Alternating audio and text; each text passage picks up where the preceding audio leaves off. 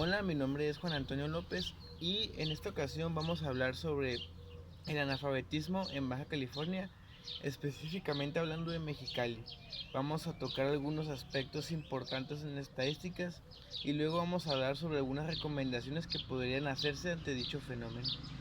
Tenemos como principal estadística que vemos que alrededor del año de 1970 al 2015 ha habido un incremento significativo en la población de Baja California, hablando de que antes teníamos 461,000 habitantes y ahora en las cifras del 2015 tenemos 2.476 millones de habitantes.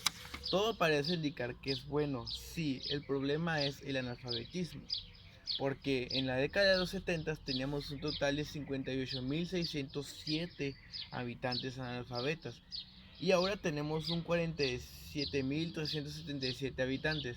Parece que no ha habido mucho cambio, pero sí ha habido un poco, ya que la población mexicana ha crecido bastante, sobre todo en esta parte de Mexicali donde en esos tiempos no era muy poblada.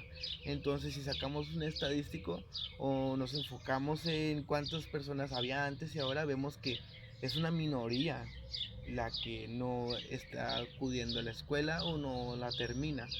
Ahora vamos a analizar punto por punto dónde es donde se concentran este tipo de personas. Tenemos que en Mexicali hay alrededor de 729,000 habitantes que son analfabetas. Principalmente se concentran en personas que no terminaron la primaria o no terminaron la secundaria. Dicho de esta manera, entonces, ¿cuáles son los indicadores? ¿Por qué este tipo de personas están apareciendo en Mexicali? Bueno, tenemos que entre hombres y mujeres, la mayoría de las veces, quienes son analfabetas son aquellos que tienen una edad de los 25 años para arriba. Generalmente empezamos a ver que este tipo de personas tienen otro tipo de prioridades, como es trabajar, como puede ser también tener otras necesidades como atender a su familia o dependiendo del contexto. Generalmente quienes tienden a no terminar la escuela estadísticamente son las mujeres que tienen de 15 años para arriba. La estadística base, a pesar de que la educación preparatoria ya es de carácter obligatorio, muchas veces apenas se termina la secundaria. Entonces, ¿cuáles son dichos factores? Pues también tenemos, por ejemplo, las comunidades que son indígenas. Este, Entre esas personas, aunque la población es minorista, la gran mayoría de ellos no tienen la facilidad en muchos sentidos, ya sea en transporte, económicamente, de poder dedicarse a darle un tiempo a la educación. Entonces, por lo tanto, muchas veces vemos rezago en este tipo de personas teniendo numerosas familias, por lo cual pues todos tienen que atender o aportar algo trabajando. Entonces, una gran parte de ellos es por eso. En otras ocasiones vemos que pues pueden ser por embarazos no deseados, por falta de motivación, entre muchas otras cosas. Entonces, estas estadísticas donde se nos muestra que a partir, como podemos ver aquí, a partir de los 25 años en adelante es cuando vemos que empieza a haber un rezago en personas que no terminan siquiera la primaria o la secundaria. Entonces, ¿qué podemos decir? Hay expertos en el tema que dicen que tal vez no se deba tanto a como solemos creer que es el modelo educativo. Empezamos a planificar campañas o movimientos con el fin de que las personas sigan acudiendo a la escuela y mantengamos su permanencia. Pero nos ponemos a pensar realmente cuáles son los problemas y podemos ver que tal vez no es eso, sino tal vez pueden ser otro tipo de cosas. Por ejemplo, al hablar de analfabetismo se nos viene a la mente que es sobre personas que no terminaron la escuela o que no saben leer y escribir, pero ¿qué hay del analfabetismo activo? El alfabetismo activo implica personas que sí están yendo a la escuela, pero que no están aprendiendo o no están dominando lo que deberían de dominar. ¿Cómo decir esto? Por ejemplo, en los casos actuales de niños que están llegando a la secundaria, a la preparatoria y apenas saben leer.